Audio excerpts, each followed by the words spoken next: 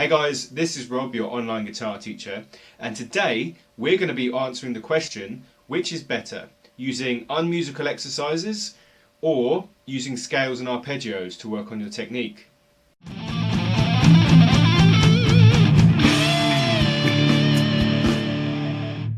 For the last 4 weeks, instead of playing technical exercises that tend to be unmusical in my practice routine, I've been substituting in scales and arpeggios. The idea is that although exercises are more specific onto techniques, scales and arpeggios are more musical.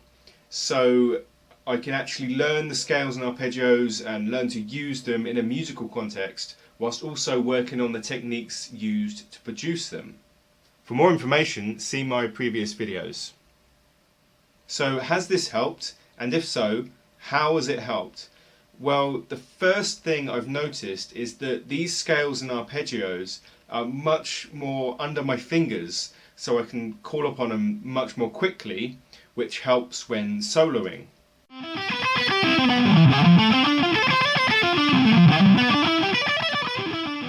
I've also found that when playing scales and arpeggios, I've got more reason to want them to sound technically perfect, because if they don't, they won't sound right. Whereas an exercise, you can be like, well, it's unmusical anyway, so I'm not going to bother getting this exercise up to full speed. If you've got an arpeggio, however, or a scale, it sounds musical and you're playing it like music, so you've got more reason to get it perfect. Other than that, they are more demanding than any technical exercise I've ever done, because a technical exercise, it just tends to work on one thing. Whereas you get an arpeggio, you're doing all kinds of movements, or a scale, you're doing all kinds of movements and stretches that you wouldn't otherwise be doing. So when played at fast speeds, arpeggios and scales are actually more technically demanding than any exercise I've ever done. And to really test this, after 4 weeks, I went back to some of the exercises that I was playing before and found that I was actually a lot faster, my finger independence had improved, and it was just so much easier to play those exercises.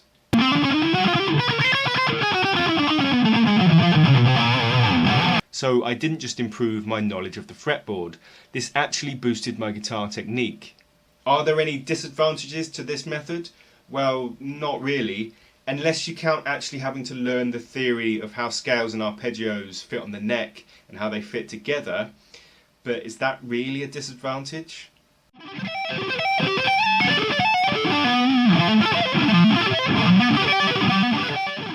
After seeing the benefits of this method over the last 4 weeks, my challenge to you guys is to start doing this yourself. So pick a scale that you're learning or one that you already know and practice that in different patterns.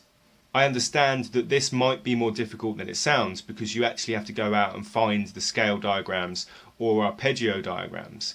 However, if you want one-to-one guitar lessons, just visit my website chainsawguitartuition.net and I can help you out with that. Then find out which chords go with that scale and learn those arpeggios all over the neck.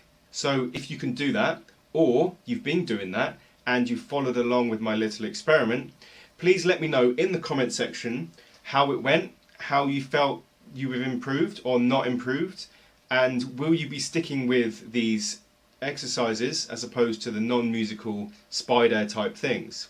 Myself, I will be definitely sticking with the method of using scales and arpeggios.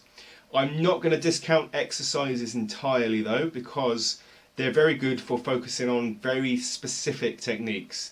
They don't give you a broad outlook onto the music. The scales and arpeggios have a much broader appeal and they help out in much broader sense.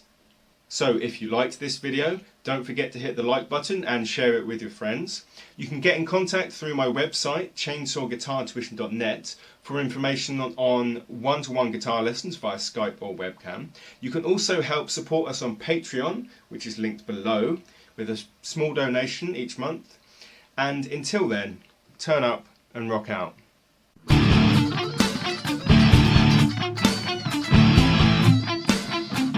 Let's play that more slowly. We're fitting all of this into the E minor pentatonic shape, first shape.